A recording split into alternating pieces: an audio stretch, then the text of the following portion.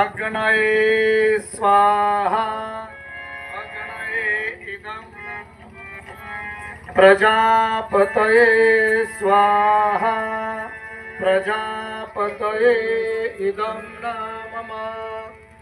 सगळ्यांनी डोळे बंद करून 2 मिनिट आपल्या गुरुने दिलेल्या मंत्राचा जप करायचा आहे।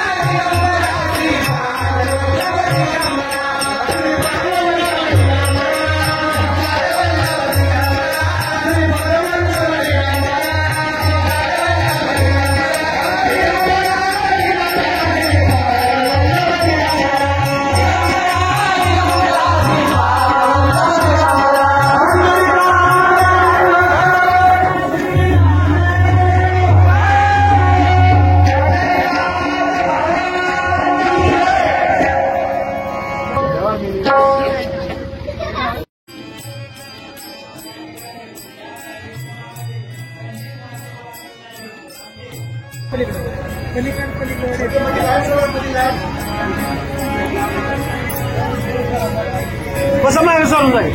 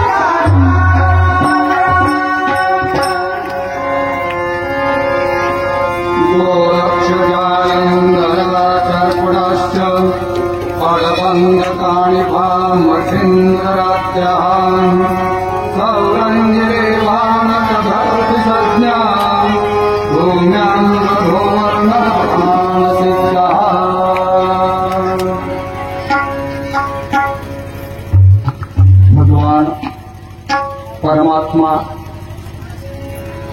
या सृष्टीची नित्य घडामोड चालवितो अशा भगवान परमात्म्याच्या प्राप्तीसाठी हा मानव देह आहे आणि ज्यांना मानवी देह प्राप्त झालेला आहे त्यांना जीवनामध्ये परमात्मा प्राप्तीसाठी सद्गुरूची अत्यावश्यक आहे.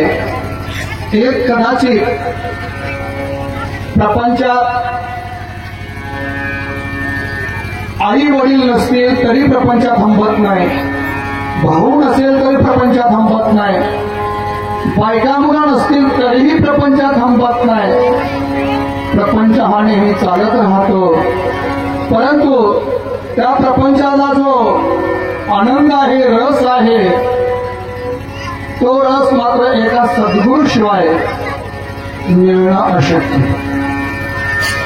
त्याला कितीही प्रयत्न केला, कितीही अभ्यास केले, कितीही तपा केला, किती जपा केला, किती दान केलं, किती आपण या ठिकाणी तीर्थयात्रा केल्या, तरीही त्या संसारामध्ये आनंद मिळणं अशक्य आहे. आणि त्या आनंदाची साधनं या सृष्टीमध्ये अनादी कालापासून संत परंपरेद्वारा प्राप्त होत आलेले असे संत परंपरा सनातन धर्मापासून, संस्कृतीपासून ते आतापर्यंत की प्रथम ओंकारातून हयग्रीवाच्या नाभिकमलातून ब्रह्मापासून अत्रीपासून दत्तापासून मच्छिंद्रापासून गोरक्षनाथापासून गहिनीनाथापासून निवृत्तीनाथापासून ज्ञानेश्वर माऊलीपासून संपूर्ण वारकरी संप्रदायाच्या ठिकाणी विस्तार.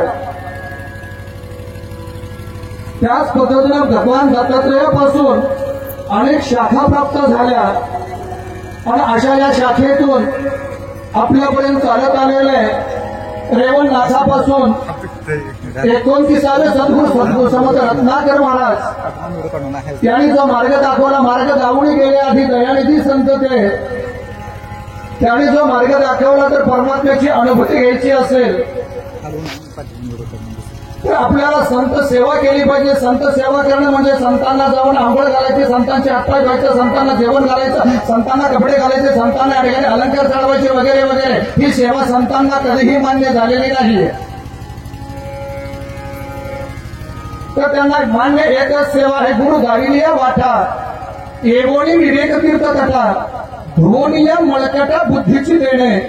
स्वच्छ बुद्धीनं, स्वच्छ अंतःकरणानं त्या मार्गावर प्रवास करत राहणं आणि अशा प्रवासाचे मार्गदर्शक सद्गुरू समर्थ रत्नाकर महाराज यांच्या चरणाला प्रणाम करून त्यांनी दाखवलेला जो मार्ग आहे, कारण त्यावेळी मला कीर्तनकार होण्याची हौस होती.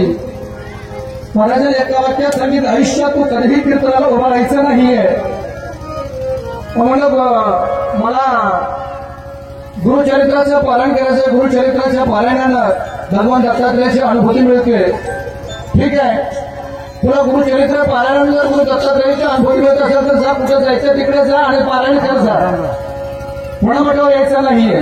तुझ्यासाठी फक्त आणि फक्त नवनाथ ग्रंथ आहे. आयुष्यभर जेवढी मुलं जितकी पारायण करता येतील तितकी तू पारायण करू शकतो, पण नवनाथाचंच पारायण तुझ्यासाठी आहे. तुला या ठिकाणी गुरुचरित्राचंही पारायण करता येणार नाहीये. 2009ला पुन्हा एकदा ठिकाणी रत्नाकर महाराजांनी दृष्टांत दिला की तुला अनुष्ठान करावं लागणार. मी शिवाजी महाराजांच्याकडे गेलो आणि सांगितलं, महाराजांचा दृष्टांत झालाय, मला गुरुचरित्राचं पारायण करायचं आहे, तुम्हाला करता येणार नाही. त्याच गाडीवर पुढे तोच आदेश, तुम्हाला हे पारायण करता येणार नाही, तुमच्यासाठी नवनाथच मला वाटलं होतं. आणि या नवनाथामध्ये महाराजांनी सांगितलं की धर्मनाथ बीज हा जो उत्सव आहे, ज्या दिवशी गोरक्षनाथाने धर्मनाथाला अनुग्रह दिला, ब्रह्ममय स्थिती प्राप्त करून दिली, तो उत्सव म्हणजे धर्मनाथ बीज. कारण आपल्या संस्कृतीमध्ये 3 बीज आहेत. किती? 3 बीज आहेत. एक तुकाराम बीच सर्वश्रुत आहे, दुसरी पण तुकाराम बीच जवळजवळ वारकरी संप्रदायातल्या सर्वांना माहित आहे, कुटुंबात त्या कुटुंबाला माहित असते.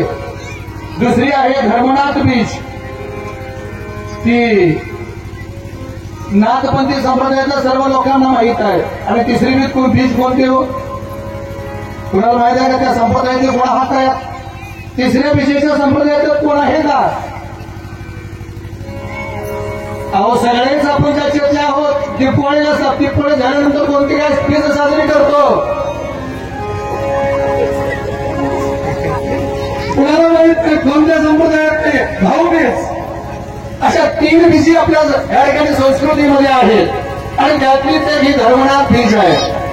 धर्मनाथ बीच म्हणजे प्रयाग या ठिकाणी आज जो महाकुंभ मेळा भरलेला आहे ना, त्या प्रयागचा राजा त्रिविक्रम आणि त्रिविक्रम राजाच्या पोटी संतान नसताना राजाचं देहावसान झालं. राजा प्रजेवर पुत्रवत प्रेम करणारा राजा आणि त्रिविक्रमाच्या देहावसानानं अखिल प्रजा शोकाकुळ झाली, दुःखी झाली. काही जण या ठिकाणी देहत्यागासाठी उद्युक्त झाले आणि त्याच गावातून मच्छिंद्रनाथ आणि गोरक्षनाथ तीर्थयात्रा करत चालल्यामध्ये आणि भिक्षा मागण्यासाठी प्रयाग या गावामध्ये ज्यावेळी मच्छिंद्र आणि गोरक्ष गेले, पण एकही घर असं नव्हतं की ज्या घरामध्ये आक्रोश नाही, ज्या घरामध्ये आणून बळवून घेतलं जात नाही, ज्या घरामध्ये गडबड लोळले जात नाही, असं एकही घर त्यांना भेटलं नाहीये. त्यावेळी त्यांनी विचार केला असं नेमकं काय झालं असावं या गावामध्ये की एकही घर एकही व्यक्ती अशी नाहीये. आणि त्यावेळी त्यांना समजलं की या नगरीचा राजा त्रिविक्रमाचं देहावसान झालेलं आहे. आणि त्यावेळी मग गोरक्षनाथाने विचार केला की एवढा जर जगोपकारी राजा असेल, एवढा जर जगकल्याणकारी राजा असेल तर या राजाला आपण जिवंत करूया. संजीवनी मंत्राच्या सामर्थ्यानं भगवान दत्तात्रयांच्या प्रसादानं या राजाला आपण जिवंत करून या सगळ्या प्रजेला सुख दिल्या त्या ठिकाणी आणि तो आनंद आपल्यालाही मिळेल, प्रजेला आनंद करणं. कारण बुडते हे जन्म ते ठेवे होणार आणि म्हणून येतो प्रवाहाचे कामाचे संतांचं लक्षणच आहे की सर्वांना आनंद देणं. आणि गोरक्षनाथाने विचार केला त्यावेळी मच्छिंद्रनाथ इकडे विचार करत होती की खरोखर असा राजा जिवंत करणं आवश्यक आहे.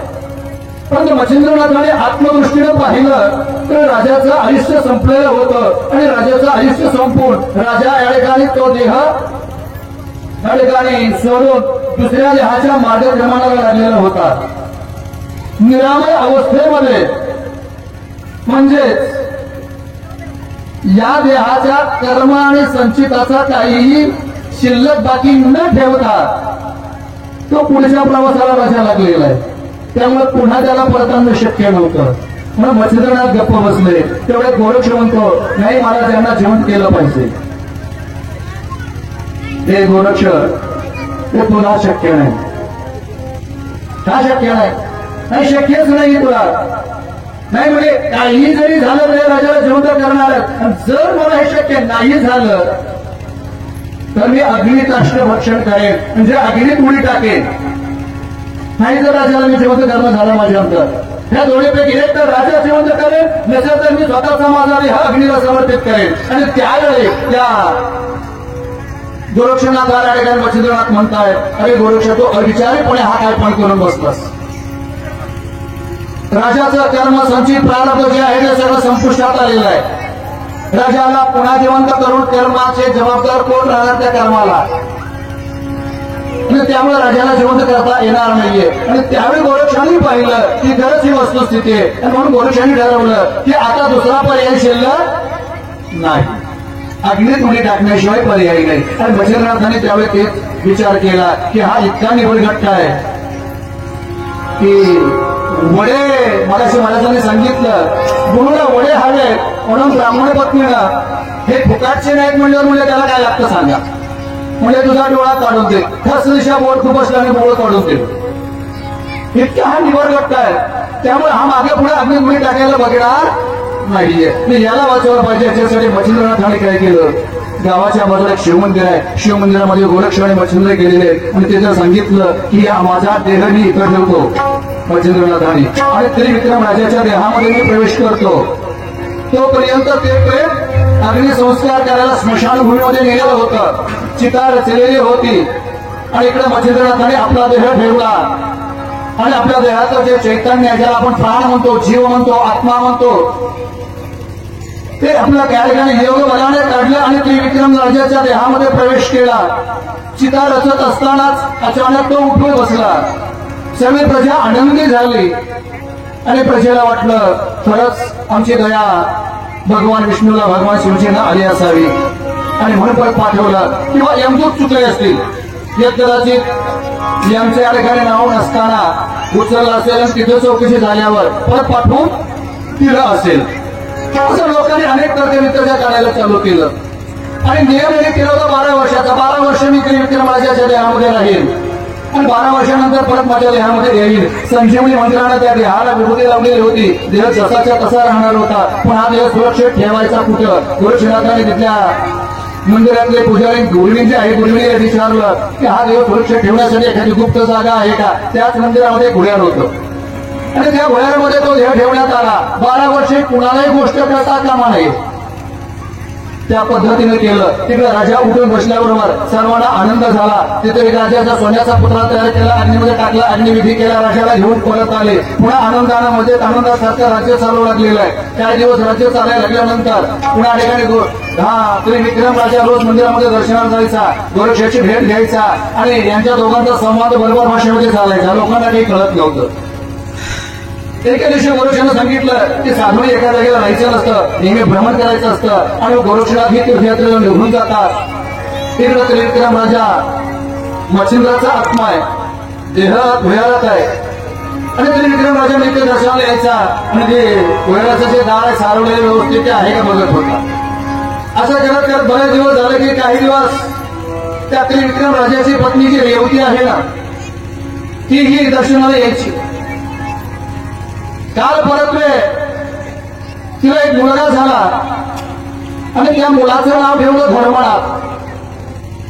4-5 वर्षाचा मुलगा झाला, पण नित्य नियमांचं चाललेलं आहे, गोरक्ष तीर्थयात्रेला गेलेलं आहे. आणि एके दिवशी ती रेवती राणी भगवान महादेवाचं दर्शन घेताना काय म्हणत आहे, हे भगवान माझ्या सौभाग्यावर गंडांतर आलं होतं, परंतु आपल्या कृपेने जे कळलेलं आहे आणि माझं सौभाग्य अखंड राहो, माझ्या शेवटच्या श्वासापर्यंत मला सौभाग्य मिळो. त्यामुळे गुरुवीर बाजूला हसायला लागली. हसायला लागल्यानंतर हिने विचारलं का ग बाई, म्हणजे काम असलीस? नाही, सहज असले. उघड जेवढं कोणाला हसू येत नसतं, काहीतरी आश्चर्य घडल्याशिवाय हसू येत नसतं. नाही म्हणजे सहज असते. नाही, काहीतरी कारण आहे सांग. नाही म्हणजे कारण जर सांगावं तर तुम्ही समर्थ बलवान, आम्ही गरीब, त्या ठिकाणी कुठेतरी आमचा पाला पाचण्यासारखा जीव निघून जायचा. जर माझ्याकडून किंवा राजाकडून जर प्राण जात असेल तर मी वचन देते. वचन दिलं आणि सांग म्हणजे काय ते एकांतात येऊन सांगितलं. म्हणजे तू या ठिकाणी सौभाग्य नाही तर टिकायचं कुठलं? म्हणजे त्रिविक्रम राजाचा देहावसान झाले, त्रिविक्रम राजा गेला तो गेलाच. मग मच्छिंद्रनाथाने तुझ्या पतीच्या देहामध्ये प्रवेश केलेला आहे. मच्छिंद्रनाथाचा हे कशावरून तर त्याचं प्रेत भुयारात आहे. दाखव मला खरं खोटं. अरे ते भुयार उघडलं, दाखवलं मच्छिंद्राचं प्रेत आहे. 12 वर्षाचा नियम केलेला आहे. त्यावेळी तिने ठरवलं की 12 वर्षानं पुन्हा तर घडू नये ते घडून लागलंय, त्याच्यातलं सांगपत्ता मला काहीच नाहीये. त्या ठिकाणी दैव योगाने जे घडलंय ते घडलंय, परंतु पुन्हा तरी निदान हा प्रसंग आपल्यावर नको म्हणून काही केलं. गुरुजीला घरला पाठवलं. त्या दिवशी रात्रीची रेवती राणी घरी गेली आणि घरी जाऊन या ठिकाणी आपल्या बरोबर 2 कामाची गेले, कामगार घडी भुयार उघडलं, मच्छिंद्राचा देह बाहेर काढला, बारीक किसून त्याचे तुकडे केले, तुकडे घेऊन अरण्यातून फेकून दिले. आता म्हणजे किड्या मुंगे खाऊ त्या ठिकाणी त्याची विश्रामाती होऊन जाईल. आता पुन्हा या ठिकाणी माझ्या या पतीच्या देहातला मच्छिंद्र पुन्हा काढत जाईल पोटात आणि सुखात आनंदात राहू लागली. इकडे या ठिकाणी ज्यावेळी मच्छिंद्राचा देह अरण्यात विखुरून टाकला त्यावेळी जगदंबा जगन्माता पार्वती माई सावध झाल्या आणि भगवान महादेवांना सावध केलं. अहो मुले स्वामी, अहो स्वामी, आपला शिष्य परमप्रिय शिष्य मच्छिंद्राच्या देहाची अशी अवस्था झालेली आहे बा. भगवान महादेवाने आज्ञा केली की ताबडतोब आपल्या कैलासातील सर्व चामुंडा बोलावली, 1 कोटी चामुंडा बोलावल्या आणि जेवढे जेवढे तुकडे बारीक होते तेवढे एकत्र गोळा केले. मच्छिंद्राच्या देहाचे तुकडे एकत्र गोळा केले आणि सुरक्षेसाठी कैलासात वीरभद्राच्या स्वाधीन केले. इकडे गोरक्ष तीर्थयात्रा करत करत करत चौरंगीला कपाला बसवलं होतं, चौरंगीला बरोबर घेतलं, तीर्थयात्रा करत पुन्हा तो प्रयागला आला आणि आल्यानंतर मंदिरात दर्शन घेतलं तर गुहेचं जे द्वार आहे ते सारवलेलं वगैरे जसं आहे तसं ते उघडलेलं काही जाणवत नव्हतं. ते राजे रोज येऊन बघून जात होता, गुहे काय उघडलेलं नाही. हा काय झालं कुणालाच माहित नाही. आणि गोरक्षनाथ तिथं आल्यानंतर त्या गुरुजीला विचारलं की ही वार्ता कुठे कळली नाही ना, माझ्या गुरुचा देह सुरक्षित आहे ना. त्यावेळी त्या गुरुजींना सांगितलं मी कुणालाही बोलले नाही, फक्त रेवती राणीला बोलले, बाकी कुणालाही बोललेली नाही. आणि त्यावेळी त्या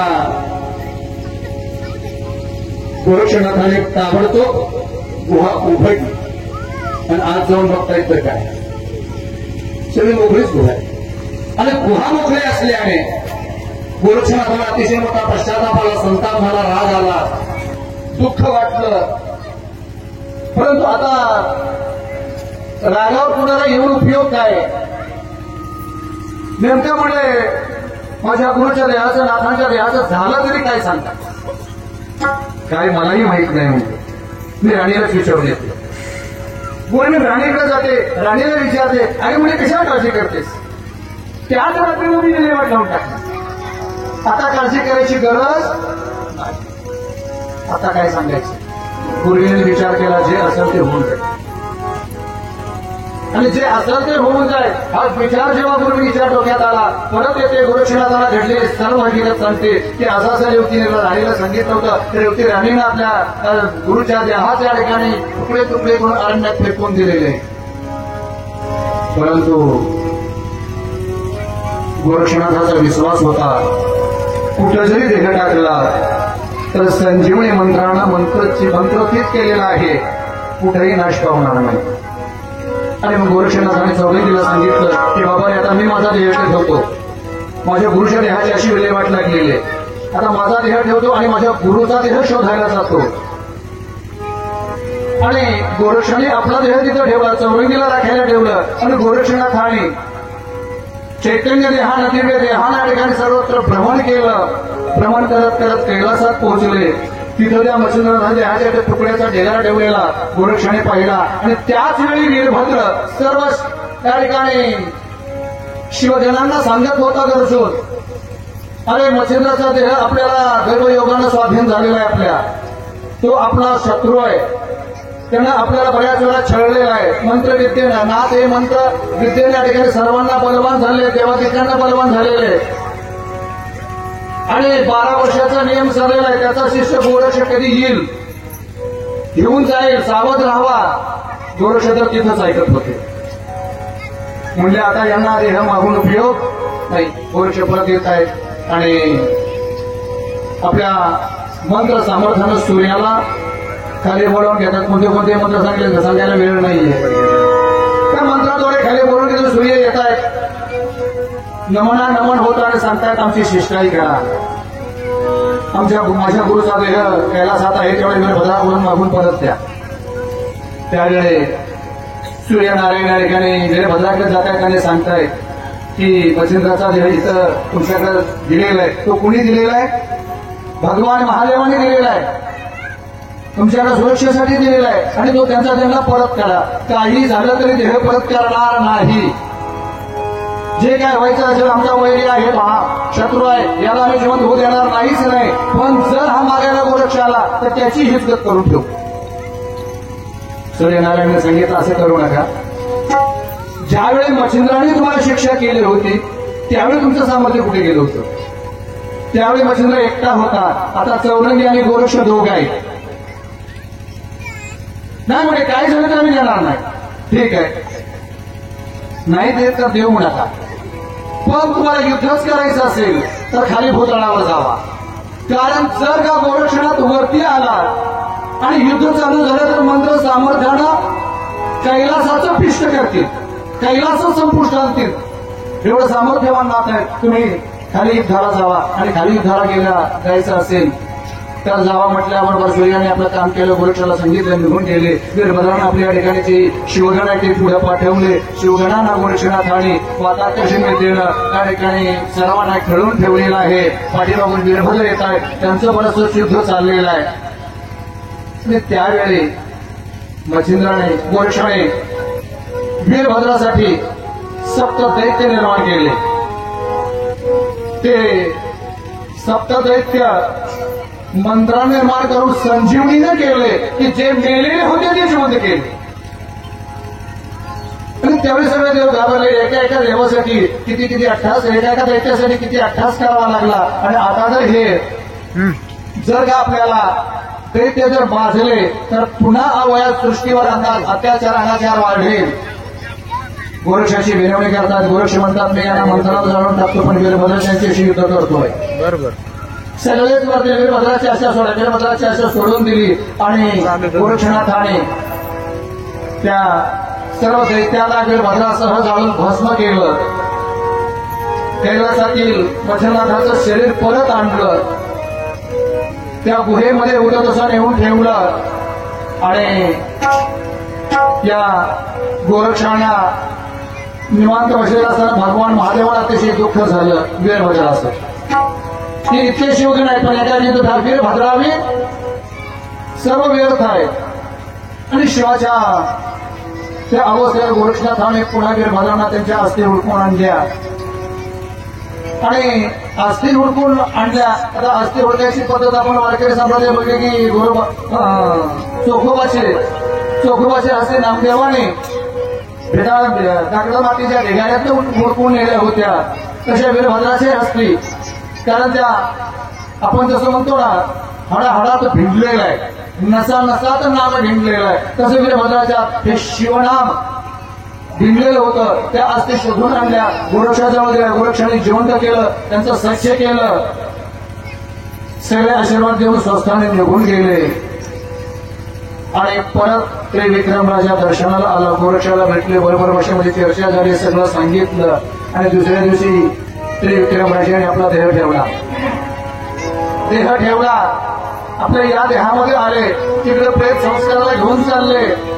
पुन्हा दुःख पहिल्यासारखं. गोरक्षनाथाने बघितलं, संजीवनी मंत्र जपला, पुन्हा सहज होता तसा देह झाला. आणि मच्छिंद्रनाथ उठून बसले. 12 वर्षानं प्रेत त्रिविक्रम राजाचं प्रेत संस्कार केलं, परत गेले. या ठिकाणी 3रा झाला, 10वा झाला.